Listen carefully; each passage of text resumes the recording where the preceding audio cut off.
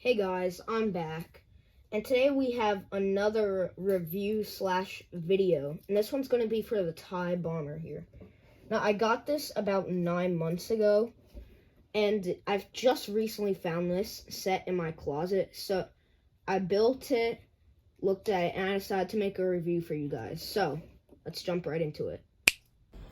Okay, so right off the bat, we have a pretty decent minifigure selection. We have an Admiral, we have Vader, and of course the TIE Bomber pilot. We also have the legendary Gonk droid right down in the bottom right. As you can see, this is a 40-year Return of the Jedi set. On the back, we have the pilot loading up some bombs for the bomber to drop. Vader talking to the Admiral, and of course the Gonk droid just sitting there and doing his thing.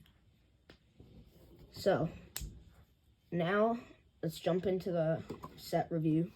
Alright, so before we jump into the set review, I will have to build this first because I haven't built it yet.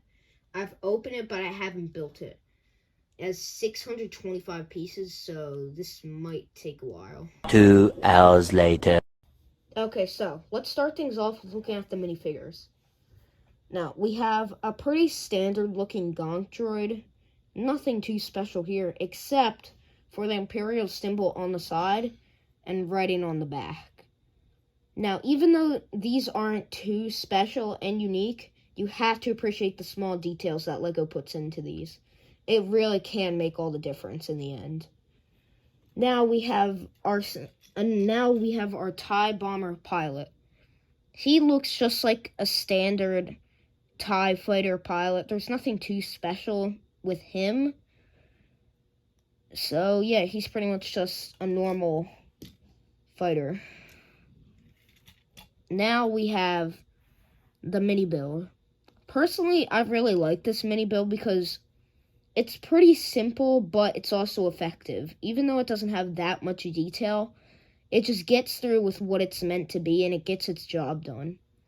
This set comes with 6 of these bombs, 4 of which go into the bomber, and then the other 2 get to just sit on this rack and wait to be loaded in. You put your minifigure in this standing piece here, and you could just have him drive around.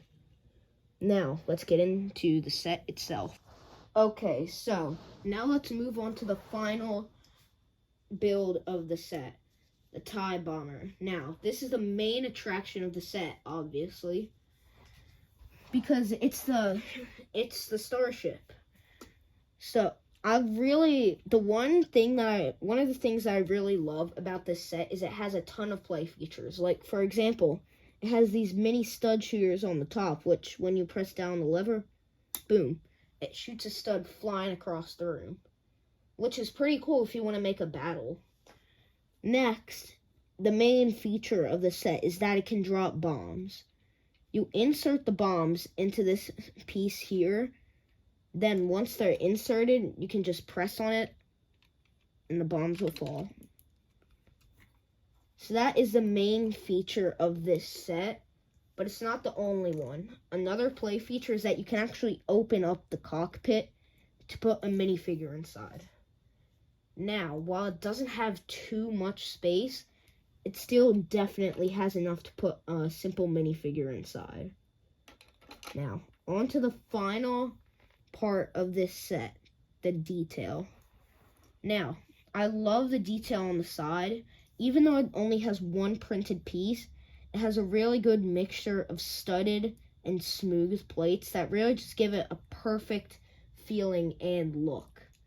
I really like this feature as well as the features on the bombing part. This whole thing just is supposed to contain bombs, but instead of just leaving it blank, LEGO actually decided to put some detail by this stickered piece here. These details, you even have rear lights on the back, which just goes to show they were not slacking on this set. Okay, so now I have the final word of the set.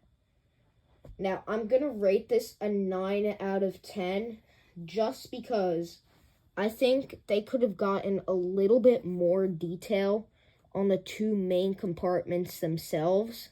So I'm taking half a point off for that. And I feel like the bomb dropping mechanism could be a little bit better. But otherwise, this is a really good set. So, see you guys in the next video.